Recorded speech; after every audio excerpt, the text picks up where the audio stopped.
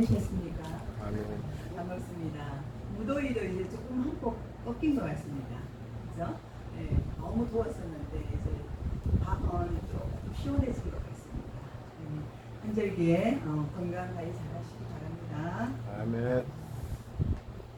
오늘 23절에 보니까 예수께서 둘러보시고 제자들에게 이르시되 재물이 있는 자는 하나님의 나라에 들어가기가 심히 어렵다 이렇게 말씀하고 있습니다. 첫 말씀이 그렇게 말씀하고 있는 것입니다. 어떻게 보면 이 말씀이 어떤 사람들에게는 굉장한 위안이 될 수도 있습니다. 부자가 아닌 사람들과 아무리 애를 써도 돈을 가지고 있지 않는 그런 사람들입니다. 네. 그러나 부자인 사람들이나 부자가 되어보려고 굉장히 노력하는 사람들에게는 약간 마음이 상할 수도 있는 그런 말씀입니다. 그런데 이 말은 그 당시의 배경과도 어울리지 않는 말씀입니다.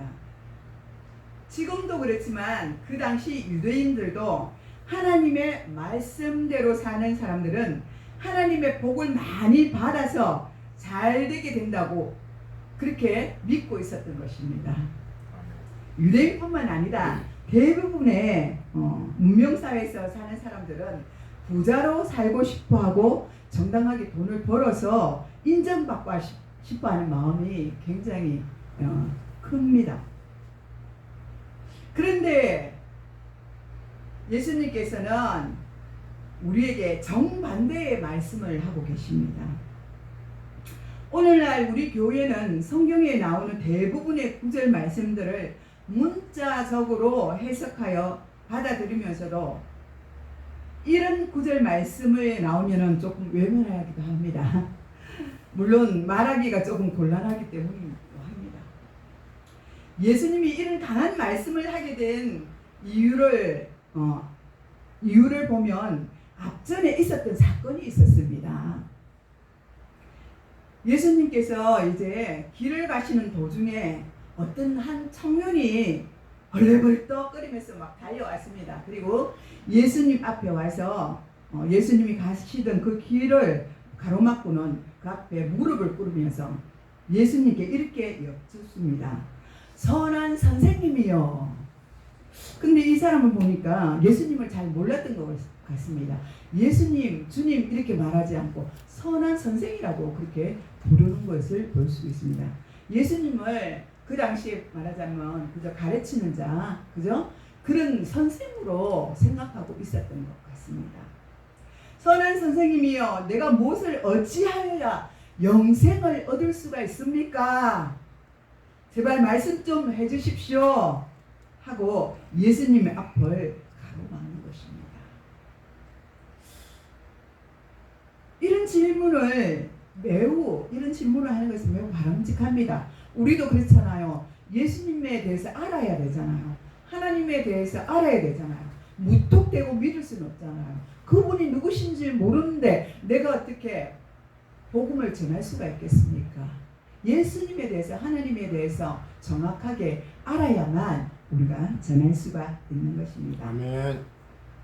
그분은 바로 왜냐하면 영생이고 구원이신 하나님이시기 때문입니다.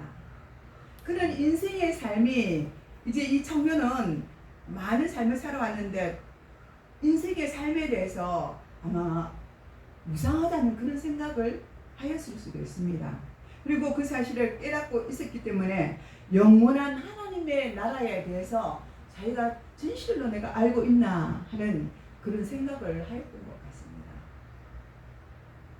그렇습니다. 먼저 말씀을 전하는 우리 사역자들도 구원의 문제에 있어서 제외될 위험성도 있다는 것입니다. 아무리 내가 이 앞에 서서 말씀을 잘 전한다고는 하지만 정말 내가 구원을 받은 것인지, 내가 정말 믿음으로 살고 있는지 하는 그런 생각이 저도 또 이 말씀을 준비하면서도 들었고, 또 저 아닌 다른 사역자들에게도 이 마음을 갖고 있지 않나 하는 생각이 듭니다. 이런 위험성이 다른 사람들보다 훨씬 더 높은 게 사역자들이라고 말하고 있습니다. 요즘 시대에는 더군다나 지금 사역자들이 정말 어려운 상황에 처했지 않습니까?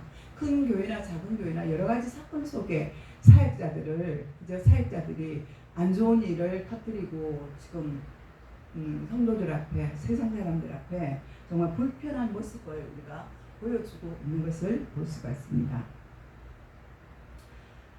어떤 권사님이 계셨는데 이제 이 권사님이 죽어서 천국에를 갔습니다.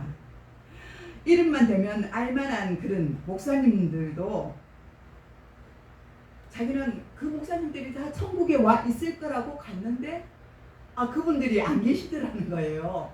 얼마나 이 권사님이 황당했겠습니까? 근데 저 정도로 정말 믿음 있고 신실하신 목사님이라면 천국에 와 있어야 되는데 그곳에 목사님이 안 계셨다는 것입니다. 이렇듯 영생과 구원의 문제는 우리 믿는 사람들의 평생의 화두가 될 수가 있습니다. 정말 내가 올바르게 신앙생활을 하고 있는가? 내가 정말 주님을 온전히 믿어서 내가 하나님 앞에 갈 수 있는가? 그렇게 생각하는 것입니다. 아멘. 오늘 본문에 예수님을 찾아온 이 사람은 그 구원의 문제를 심각하게 생각하는 사람이었습니다. 예수님도 그러한 그를 아주 좋게 여겨서 사랑하셨다고 말씀하셨습니다.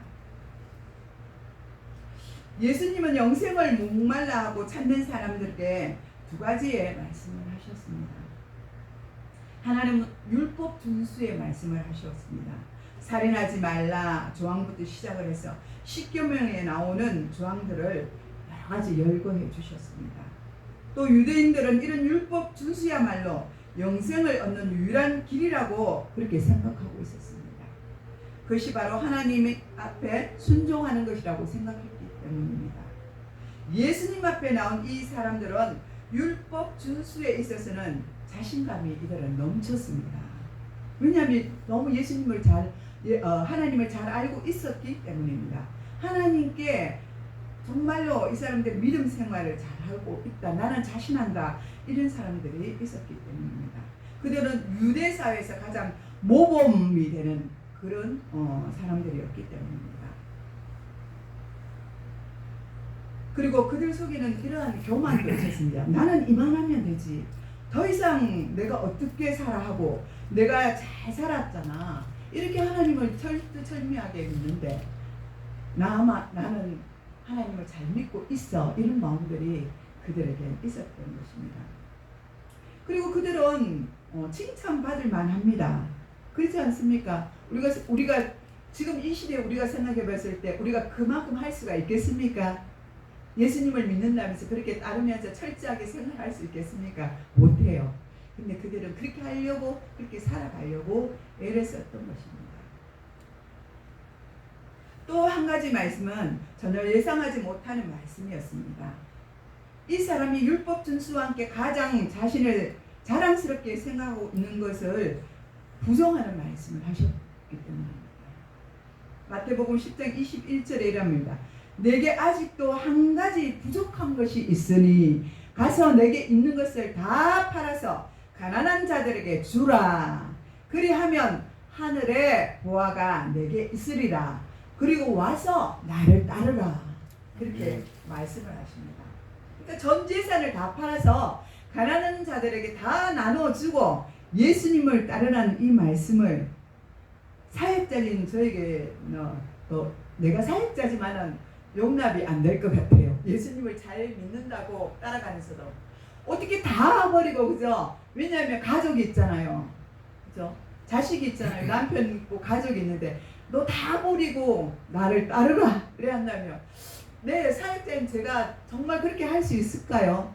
몰라, 하나님이 반만 버리고 반이라도 가지고 있으라 이러면 제가 이해가 되는데, 하나님 다 나누어 주라는 거예요.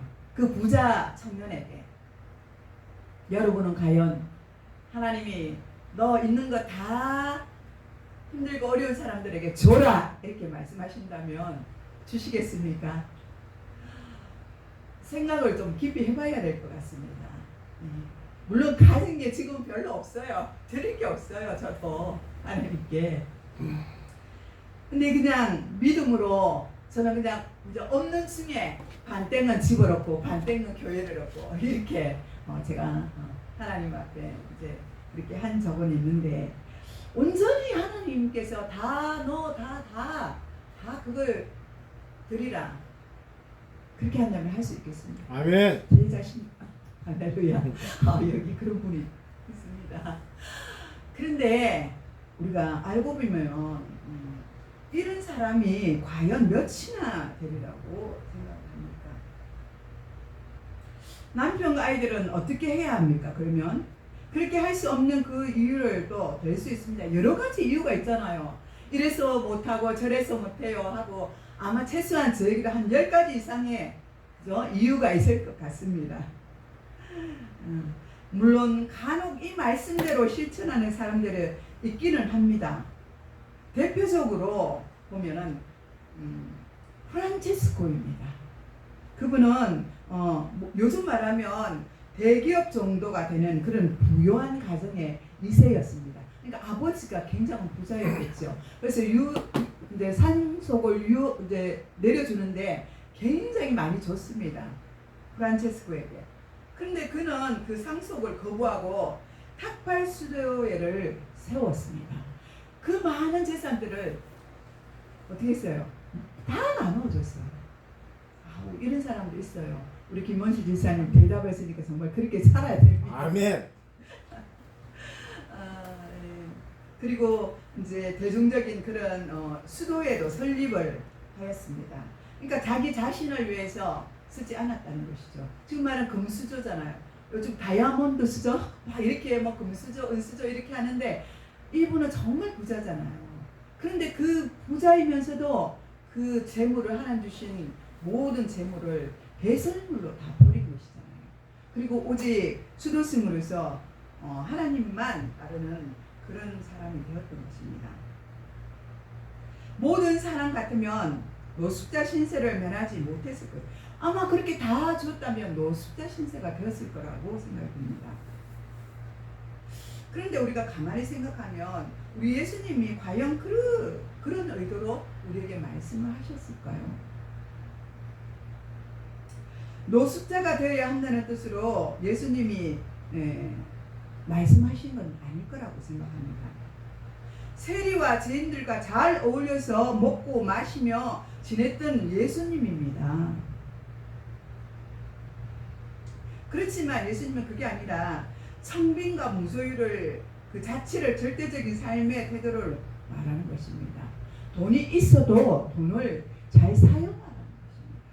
돈이 부자가 되는 하나님 주신 이거는 특별한 달란트 아닙니까? 그죠? 그게 아무 사람에게 주는 것이 아니지 않습니까? 특별한 달란트로 하나님이 주신 것은 그 달란트를 잘 사용하라는 뜻입니다. 아멘. 하나님 주신 그 재물을 가지고 힘들고 어렵고 가난한 자들을 그들에게 조금씩은 나누어 주라는 것입니다. 아멘. 그런데 정말 하나님을 만난 사람들은 그렇게 할 수 있지만 제대로 하나님을 만나지 못한 분들은 하나님이 많이 주신 걸 가지고 자랑으로는 여길 수 있지만 그것을 나누어 주기는 정말 희박하다는 것입니다.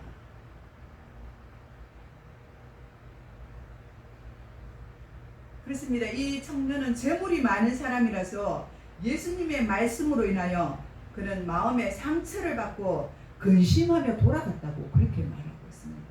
이 청년이요 하나님을 너무 잘 믿었잖아요. 나중에 니고데모로 나오는데 이 청년은 정말 하나님을 섬기기에 보면 다른 사람들이 쳐다보면 정말 유별스럽게 생겼잖아요. 하나님을 잘 섬기는 사람이었습니다. 하나님 앞에 드리는 것도 잘 드렸어요. 근데 예수님이 뭐래요? 그 재물을 팔아서 나누어 주라고 했잖아요.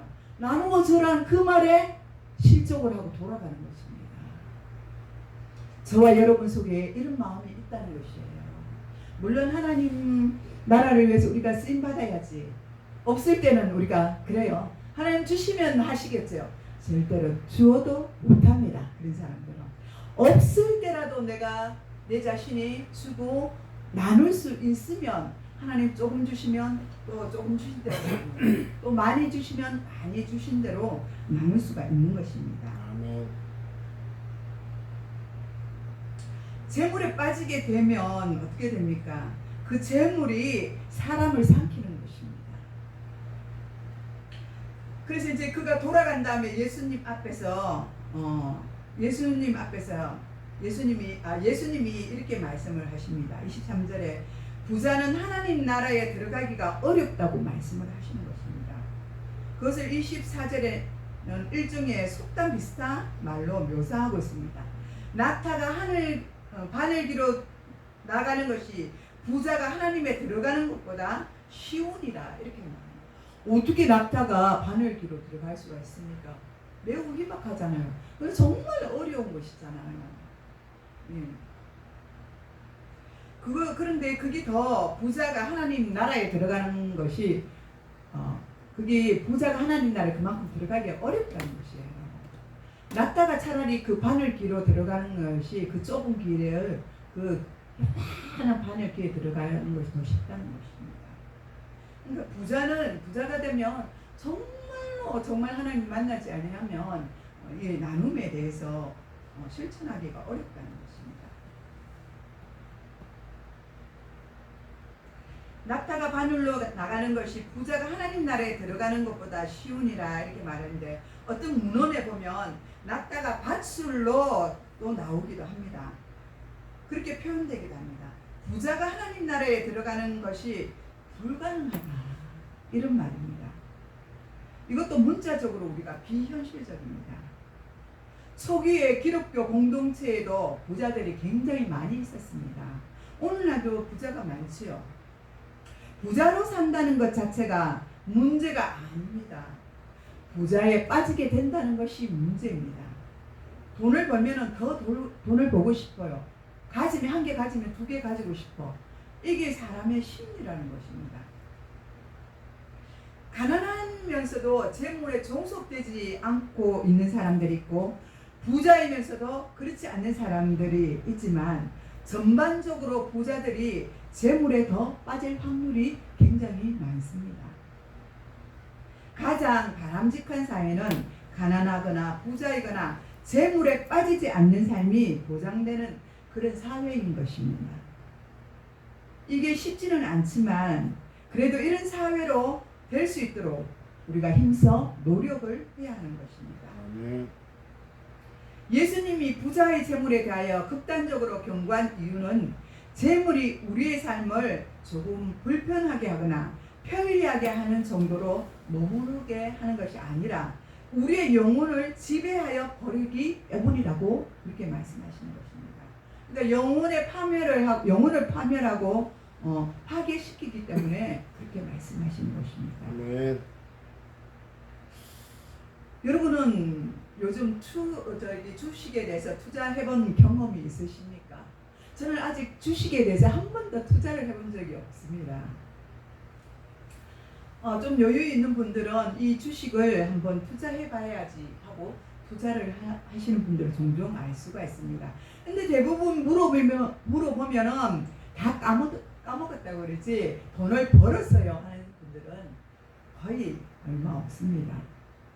모든 기독교인들이 돈에 크게 신경 쓰지 않아도 되는 고상한 또 직업을 갖고 있었으면 참 좋은데 그러면 물질에 대해서 별 신경을 안 써도 되는데 그렇다고 이 세상을 살아가면서 그 직업 주신 것만 해도 끝까지 영원할 수가 있습니까? 없습니다. 고상한 직업에 종사하는 사람들도 실제로는 돈에 절대적으로 그들은 지배를 받고 있습니다. 국가적으로 고위공직자들을 보면 재산이 압도적으로 많은 것을 알 수가 있습니다. 옛날은 청렴결백하다는 그런 공무원들이었잖아요. 그런데 실질적으로 지금 보면은 그 공무원들을요 뒷조사를 보면 그래도 집 2채씩은 갖고 있더라고요. TV에 우리가 그렇게 나오지 않습니까? 뉴스에 나오지 않습니까? 야, 그런 것을 바라보면서 청렴결백이란 말이 이 세상에 지금 시대에서는 참 맞지 않다는 그런 생각을 해보았습니다. 그렇습니다. 조금 여유적으로 경제적으로 여유가 있으면 우리가 재테크의 모든 열정을 기울인 것을 우리는 알 수가 있습니다. 이 돈이 우리의 영혼을 지배한다고 예수님은 그렇게 말씀하고 있는 것입니다. 이런 현실을 우리가 부정할 수는 없습니다.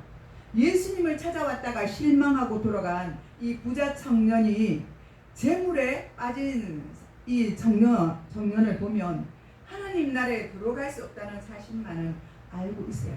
이 청년은 그것을 잊어버린 거예요. 하나님만 알고 있었잖아요. 예수님을 아는 것이 아니라 하나님만 알고 있었기 때문에 내가 부자면 이만하면 나는 하나님 나라에 들어갈 수 있어 이렇게 생각했던 것입니다.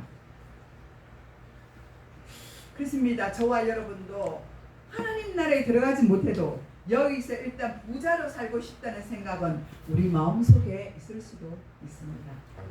예수님이 말씀하신 하나님 나라는 죽어서 가게 될 천국을 가리키는 나라입니다. 그 나라는 이미 그런데 여기 가까이 와 있다고 예수님이 말씀하고 있습니다. 마가복음 1장 15절에서 예수님이 이렇게 말씀하십니다. 때가 찼고 하나님의 나라가 가까이 왔으니 회개하고 복음을 믿으라. 아멘. 이미 가까이 온 하나님 나라의 부자는 참여할 수 없다는 것을 실질적으로 생각해 보시기 바랍니다. 아멘. 물론 좀 더 깊이 들어가야 됩니다. 이 문제는 하나님을 믿고 믿은 것까지는 좋지만 하나님을 정말 인격적으로 믿고 우리가 믿음 생활을 잘해야 됩니다.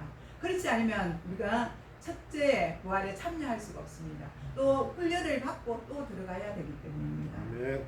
이거는 이제 우리가 신학적으로 조금 더 깊이 들어가야만 이 말씀이 이해가 되는 것입니다. 성경이 말하는 부자는 그 모든 삶의 과정을 돈과의 관계로 여기는 사람이었습니다. 돈이 있어야만 좋은 집을 구입할 수 있다고 우리는 생각합니다. 값이 비싼 옷을 입을 수 있다고 우리는 생각합니다. 돈이 있어야 해외여행도 할 수 있다고 우리는 생각합니다. 나이가 들어 노후의 삶도 편안하게 살 수 있는 것은 물질이 있어야 된다고 생각합니다. 언제나 무슨 일을 하든지 돈과 우리는 계속적으로 연관을 지을 수밖에 없습니다. 이 세상을 끝나는 우리가 목숨이 떨어지는 그날까지 우리가 돈과의 관계는 끈을 내야 끊을 수 없는 것입니다. 이러한 사람들은 돈과 관계없는 일에 마음을 또 쏟지 않습니다. 우리가 직업을 갖는다는 건 뭐예요? 먹고 살아야 되고 재정을 벌어야만 그 재정을 벌어야만 되기 때문이 아닙니까? 그래서 우리는 여유를 부릴 시간도 틈도 없습니다. 부자라야만 이 여유와 모든 것들을 즐길 수 있지 않습니까? 부자니까 세금을 좀 더 내야 한다는 말에 이 말에 부자는 동의한다고 하지 않을 것입니다. 왜 이 세상 살아가고 우리가 살고 먹고 하는 거예요? 똑같이 세금을 내야죠. 왜 나만 더 세금을 내야 하나 이렇게 생각할 것입니다.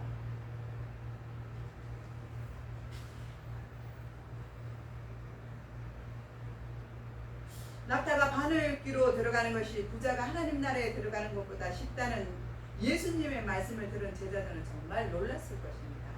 그렇다면 과연 누가 구원을 받을 수 있는 것인가 하고 생각했을 것입니다. 아무도 이 재물 숭배로부터 자유로울 수가 없다는 뜻입니다. 오늘 예배를 드리는 우리들 중에 이런 일이 일어나지 않는다는 보장도 없습니다. 예수님은 제자들에게 이렇게 말씀을 하십니다. 그것은 하나님의 힘으로는 할 수 없으나 하나님은 하실 수 있다고 말합니다. 아멘.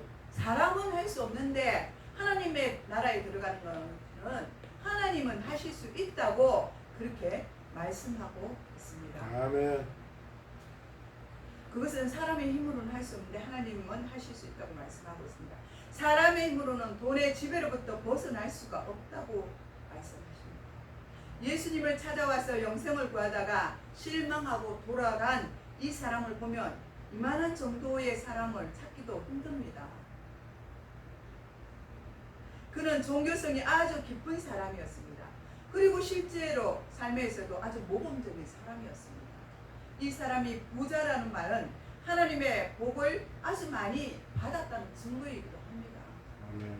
그런 사람도 결국 유산으로 물려받았는지 자신이 자수성가를 해서 돈을 많이 벌었는지는 알 수는 없지만 어쨌든 자신의 큰 재물을 팔아 가난한 사람들에게 나누어 주라는 이 일만은 그는 어려웠던 것입니다. 구원은 하나님의 인격이나 성품으로 가능한 것이 아닙니다. 우리 하나님의 능력으로만 할 수 있는 것도 아닙니다. 우리 하나님의 능력으로, 우리 사람의 능력으로 할 수 없지만 하나님은 다 하실 수 있는 것입니다. 아멘. 하나님은 바르게 살고 하나님을 바르게 살고 바르게 믿어야 합니다. 아멘. 하나님은 하실 수 있다는 말씀의 실체자입니다. 아멘. 하나님을 바르게 알고 믿는 우리가 알지 못하는 그런 전혀 새로운 삶을 살아갈 수가 있는 것입니다. 그 능력은 하나님으로부터 오는 것이기에 우리가 경험하지 않으면 믿어지기가 어렵습니다. 믿음으로 의롭다함을 받는다는 그 가르침을 한번 생각해 보시기 바랍니다. 하나님으로부터 의롭다고 인정받는 사실을 믿는 사람은 더 이상 돈의 지배를 받지 말아야 합니다. 우리 삶의 궁극적인 목표인 해답을 받는 자들이기 때문입니다. 우리 삶의 목표는, 우리 삶의 해답은 하나님 앞에 있는 것을 우리는 알기 때문입니다. 하나님을 바르게 알고 믿는 사람이라고 한다면 현실이 아무리 척박하고 힘들고 어려워도 우리는 하나님이 있기 때문에 하나님을 바라보면서 우리는 달려갈 수 있는 것입니다. 아멘. 우리는 인생의 성공과 실패에 대한 무게가 너무 강하고 무거워서 예수님이 말씀하신 하나님 나라에 들어간다는 게 무슨 뜻인지 이해하지 못할 때도 있습니다. 하나님을 믿으면 잘 살 줄 알았는데, 하나님을 믿으면 부유할 줄 알았는데, 그런 마음이 우리 속에는 있기 때문에 왜 이렇게 살아야지? 현실은 너무 힘들어, 너무 어려워. 그렇게 말할 수 있습니다. 오늘 본문에 나온 부자는 인생에 있어서 앞선 사람이었습니다. 모든 것들이 잘 풀렸습니다. 하나님을 믿으면서 잘 풀렸어요. 그런데 정작 구원에 있어서는 그렇지 않았다는 것입니다. 왜요? 예수님을 제대로 만나지 못했지 않습니까? 그러나 이후에는 그가 돌아오지 않습니까? 돌아와서 요셉과 함께 그 예수님을 무덤에 묻지 않습니까? 지금은 예수님을 만나지 못했어요. 그런데 하나님을 만나서 새로운 삶을 살아가는 것입니다. 그렇습니다. 우리는 모두는 하나님을 믿고 예수님을 믿어야 하는 것입니다. 아멘. 예수님은 나의 구주로 영접해야 하는 것입니다. 아멘. 인생을 성공하는 것이 다가 아니고 인생을 성공한다면 우리 자신이 성공된 것이 아니라는 것입니다. 하나님을 만나야만 우리 인생이 제대로 성공한 것입니다. 아멘. 먼저 된 자로서 나중되고 나중된 자로서 먼저 되었다고 오늘 끝에 말씀에 하나님이 말씀하고 있습니다. 예수님의 말씀에 실망하고 떠난 부자가 착각하는 게 하나가 있었는데 그가 포기하기 어렵다고 생각한 재물은 결국 언젠가는 다 자신을 떠난다는 사실입니다. 우리에게 죽음을 피할 수 없기 때문입니다.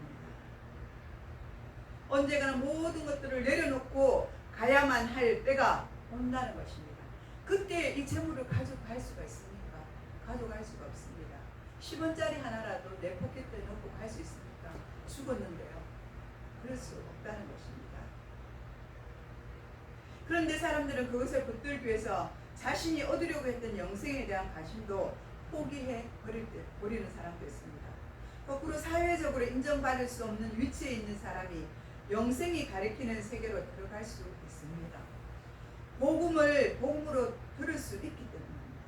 그런 사람들이야말로 나중된 사람이지만 먼저 된 사람이라고 할 수 있습니다. 조금은 예수를 믿고 힘들지만 어렵고 살아가지만 그들에게는 하나님이 있기 때문입니다. 그렇기 때문에 하나님을 끝까지 붙들기 때문에 먼저 된 자로 갈 수 있다는 것입니다. 한 예가 있는데 어떤 토끼와 달팽이가 있습니다. 그런데 어느 날 토끼와 달팽이가 경주를 하였습니다. 토끼는 있는 힘을 다해서 잽싸게 달려갑니다. 앞뒤도 돌아보지 않고 막 달려갑니다. 그런데 달팽이는 아무리 속력을 내고 그죠? 달려보지만 그 자리에 그냥 있는 것 같아요. 막 달려가는데도 얼마나 달리면 얼마나 달리겠습니까? 달팽이가 조금 눈에 보이잖아요. 가있는 것이 그렇게 보입니다. 근데 토끼는 열심히 달려가서 지구를 한 바퀴 돌아와서 처음 뛰었던 그 자리로 돌아오게 됩니다. 돌아왔습니다. 근데 토끼 앞에 누가 보입니까? 뭐가 보입니까? 달팽이가 보이는 거예요. 아직도 달팽이는 거기서 조금씩 걸어가고 있는 것입니다. 누가 앞선 자입니까? 돌아서 왔지만 토끼 앞에 달팽이가 있는 거예요. 참 이 예화지만 참 재미있는 것 같습니다.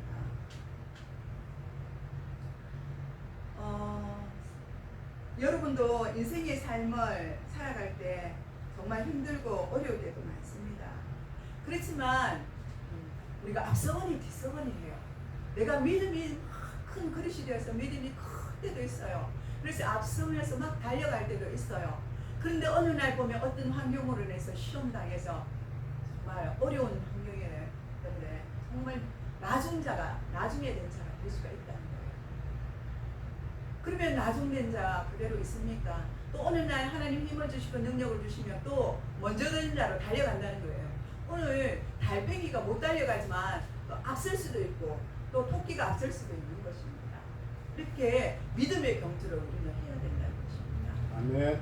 먼저 된 자, 나중된 자가 중요한 것이 아닙니다. 우리가 정말로 늘 힘들고 어렵지만 먼저 된 자는 먼저 된 자로서의 삶을 살고 나중된 자가 되지 않도록 노력해야 되는 것이고, 만약에 내가 나중된 자로서 지금 있다면 먼저 된 자를 바라보면서 믿음의 경주를 하면서 달려가야 한다는 것입니다. 아멘. 그렇습니다. 우리가 힘들고 어렵습니까? 지쳤습니까? 여러분 지치지 마시고 우리의 목표를 바로 세우시기 바랍니다. 그래서 우리가 예수님 앞에, 하나님 앞에 우리 목표가 되어야 합니다. 끝까지 우리가 달려가는 그런 믿음의 경주에서 승리하는 저와 여러분 되시기를 축복합니다. 아멘. 기도하겠습니다. 하나님 아버지, 우리의 인생이 토끼와 달팽이 같기도 합니다. 때로는 토끼가 먼저 달려가서 한 바퀴를 돌고 돌아오고 합니다.